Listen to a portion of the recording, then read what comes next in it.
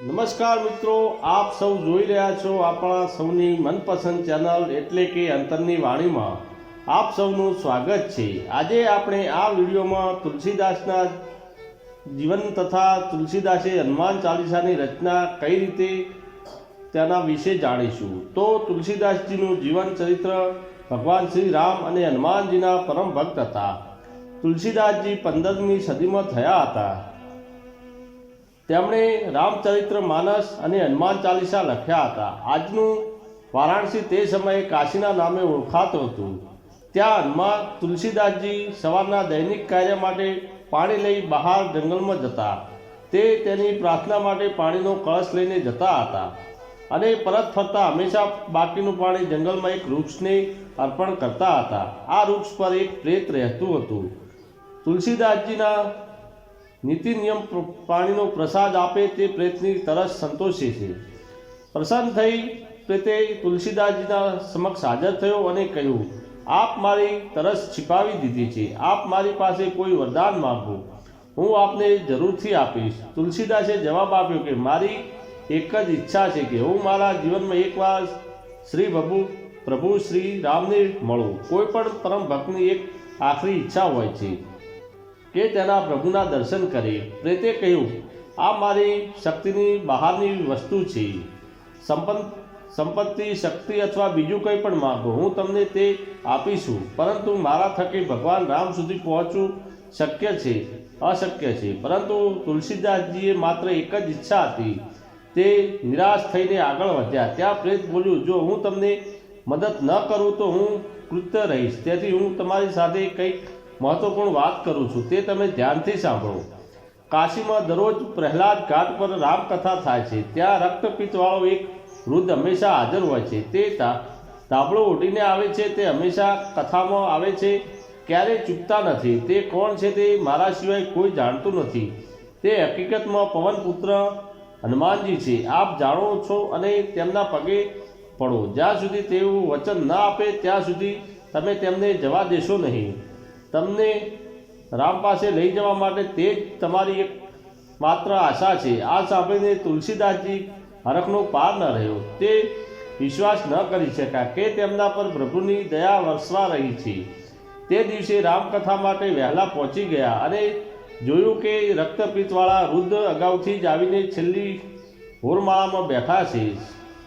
તેટલું જ સમજદાર બનવાનો પ્રયત્ન કરી રહ્યા હતા। રામકથા શરૂ થઈ અને સમાપ્ત થઈ, પરંતુ તુલસીદાસની આંખમાં માત્ર રક્તપિત્તવાળા ધરાવતા વૃદ્ધ સામે હતી। તે જવા નીકળ્યા ત્યારે તુલસીદાસજીએ દોડીને તેમના પગ પકડ્યા। વૃદ્ધે કહ્યું, કૃપા કરીને મને છોડી દો, હું રક્તપિત્તવાળો રોગી છું, મને સ્પર્શ કરશો નહીં। પરંતુ તુલસીદાસજીએ તેને જવા ન દીધા। હું જાણું છું કે તમે કોણ છો। હું આપને વિનંતી કરું છું કે કૃપા કરીને મને આપના પ્રભુ રામ પાસે લઈ જાઓ। જ્યાં સુધી આપ મને પ્રભુ રામ પાસે નહીં લઈ જાઓ ત્યાં સુધી હું તમારા પગ મૂકીશ નહીં। હનુમાનજી તુલસીદાસજીની ભક્તિ વિશે જાણતા હતા। તેમણે કહ્યું કે હું તમને પ્રભુ દર્શનની કોઈ ખાતરી આપી ન શકું, પરંતુ હું એક સૂચન કરી શકું છું કે તમે ચિત્રકૂટ જાઓ અને ભજન કરવામાં તમારો સમય પસાર કરો। હું મારા પ્રભુને ત્યાં લાવવાનો પ્રયત્ન કરીશ। તેઓ સામાન્ય રીતે વિનંતીઓ માને છે। તુલસીદાસે સૂચના પાલન કર્યું। હનુમાનજીનો સંદેશ સાથે આવ્યા કે પ્રભુ રામ સાથે તુલસીદાસની મુલાકાત એકવાર નહીં પરંતુ 2 વાર થશે। પરંતુ કસોટી એ છે કે તુલસીદાસ તેમને ઓળખી શકે, કેમ કે કોઈ આધ્યાત્મિક માર્ગ પર ચાલનારી મોટી ઘડી ભગવાનને મળવાની જ હોય છે। પરંતુ એક દિવસ તુલસીદાસ પોતાની ઝૂંપડી બહાર બેસીને કોઈ કામ કરી રહ્યા હતા। ત્યારે પ્રભુ રામ તેમના ભાઈ સાથે ઘોડા પર બેસીને પસાર થઈ ગયા। હનુમાનજીએ તેમને પૂછ્યું, શું તમને ભગવાનને મળ્યા? તુલસીદાસજી આશ્ચર્ય થયું, તેઓ ક્યારે આવ્યા, અહીં જતા જ રહ્યા। હનુમાનજીએ જણાવ્યું કે તે દિવસે ઘોડા પર બેસીને શ્રીરામ અને તેમના ભાઈ સાથે નીકળેલા હતા। તુલસીદાસે વિલાપ કરતા લાગ્યા। તે ફરી હનુમાનજીના પગમાં પડ્યા। હનુમાનજીએ તેને ખાતરી આપી કે રામ ફરીથી આવશે અને જ્યારે તેઓ આવશે ત્યારે તેમની આસપાસ રહેવાનું વચન પણ આપ્યું। બીજી વખત રામ આવ્યા ત્યારે ઉત્સવનો પ્રસંગ હતો, જેમાં ભાગ લેવા માટે આસપાસના વિસ્તારમાં પણ ઘણા સાધુઓ એકઠા થયા હતા। તુલસીદાસ ઘણા સાધુઓના કપાળ પર ચંદન લગાવવા માંગતા હતા, તેથી તેઓ રાત દિવસ ચંદનને ઘસવામાં જ લગાવી રહ્યા હતા. ત્યારે રામ બાળક બનીને આવ્યા અને કહ્યું, બાબા કૃપા કરીને મને થોડું ચંદન આપો. તુલસીદાસ ફરીથી બંને ભાઈઓને ઓળખવામાં નિષ્ફળ ગયા. ભગવાન પોતે તિલક લગાવવા તેમની પાસે ચંદન માગી રહ્યા હતા.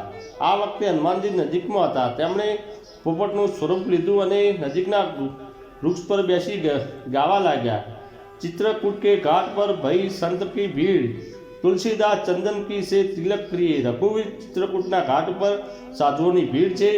તુલસીદાસ ચંદન ઘસી રહ્યા છે અને ચંદનનું તિલક રઘુવીર લગાવે છે. તુલસીદાસ તો આ સાંભળીને ભગવાનના ચરણમાં પડ્યા. છેવટે તેમણે પોતાના ભગવાનના દર્શન કર્યા. તેઓ હનુમાનજીના આટલા આભારી હતા. તે દિવસથી તેમણે હનુમાનજીનું મહિમા ગાવાનું બંધ કર્યું નહીં અને તેમના તમામ લખાણો અને પ્રવચનો તેમનો સતત હનુમાનજીનું મહિમા કરતા રહ્યા.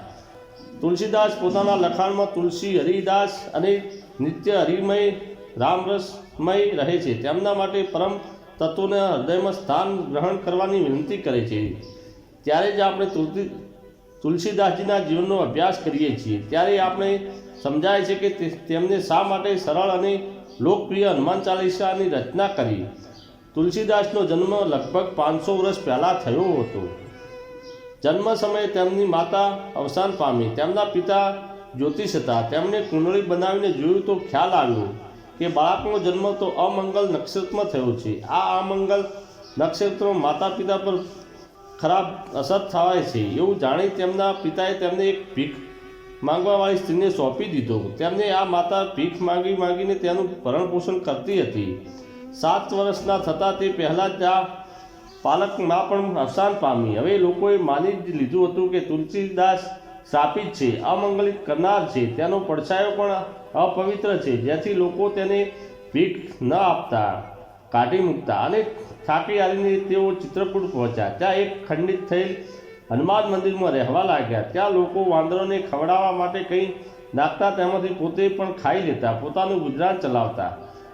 તુલસીદાસજીનું પહેલું નામ રામબોલા રાખવામાં આવ્યું હતું, કારણ કે તેઓ પ્રથમ શબ્દ રામ બોલ્યા હતા. તે લાંબા સમય સુધી ઘેર ઘેર ભિક્ષા માંગીને જીવન રહ્યા હતા. ભાષા પર તેજસ્વી પકડ જોઈને રામાનંદ શિષ્ય નરહદદાસે યુવાન રામાબોલાને પોતાની પાસે રાખ્યા અને તેમનું નામ તુલસીદાસ રાખ્યું.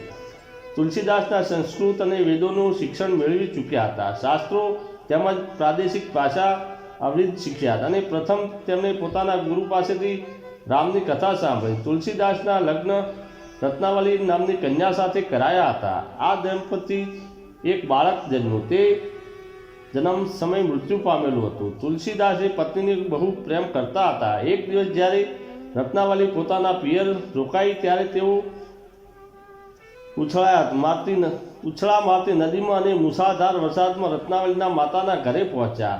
પત્નીએ મળવા માટે તુલસીદાસ મધરાત્રિ એક તોફાની નદી પાર કરી ગયા હતા. આ શક્તિ જોઈ તેમના પત્નીએ તેમને કહ્યું કે જો તમે મને જેટલો પ્રેમ કરો છો એટલો પ્રેમ તમે ભગવાનને કરતા હોત ને તો ક્યારેક તમને મોક્ષ પ્રાપ્ત થઈ ગયો હોત.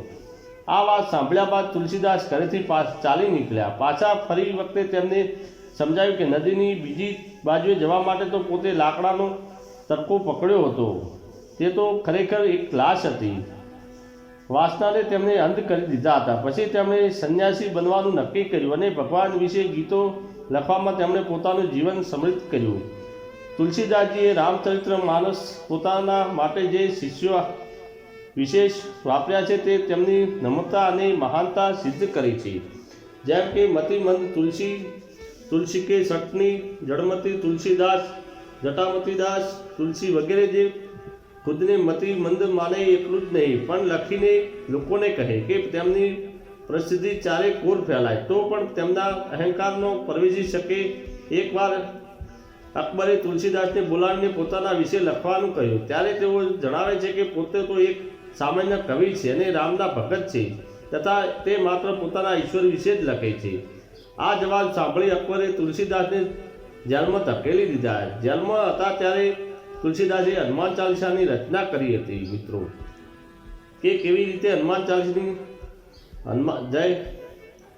હનુમાનજીએ શ્રીરામ, સુગ્રીવ, લક્ષ્મણ અને વિભીષણની મદદ કરી હતી. કેવી રીતે ગ્રહોની દશા અને દિશા ફેરવી શકે તેમજ શારીરિક અને માનસિક સ્વતા પ્રદાન કરી શકે. એટલું જ નહીં, પરંતુ કોઈ પણ પ્રકારની ભૌતિક સમસ્યાઓનું તે નિરાકરણ પણ કરી શકે છે. તેમજ ગુપ્ત શક્તિઓથી લઈને સાધક અને આધ્યાત્મિક ગતિ સુધી બધું જ આપી શકે છે. એકાએક કોઈ કારણ વગર વાંદરોના ટોળાએ આગ્રા શહેરમાં પ્રવેશી બજારમાં અને મહોલ્લાઓ સૌને ખૂબ જ હેરાન પરેશાન કરવાનું શરૂ કરી દીધું. જ્યાં સુધી અકબરે તુલસીદાસને વારાણસી પાછા ના મોકલ્યા દીધા એટલા દિવસ સુધી આ વાંદરોના તોફાન ચાલુ રહ્યા. સંત તુલસીદાસે પોતાનું બાકીનું જીવન શ્રી રામ અને તેમના સમર્પિત સેવક હનુમાનજીના ડૂબાવીને વિતાવ્યું. તુલસીદાસ સદા હરિચેરા કીજે નાથ હૃદયમું ડેરા નામથી હનુમાન ચાલીસાના હનુમાનજી તુલસીદાસ હંમેશા માટે શ્રી હરિ ભગવાનની રામ સેવક છે. આપ અમારા હૃદય બિરાજો. તો મિત્રો, તમને વિડીયો પસંદ આવ્યો હોય તો લાઈક કરો અને ચેનલને સબસ્ક્રાઈબ કરો. ધન્યવાદ. જય શ્રી રામ, જય બજરંગબલી.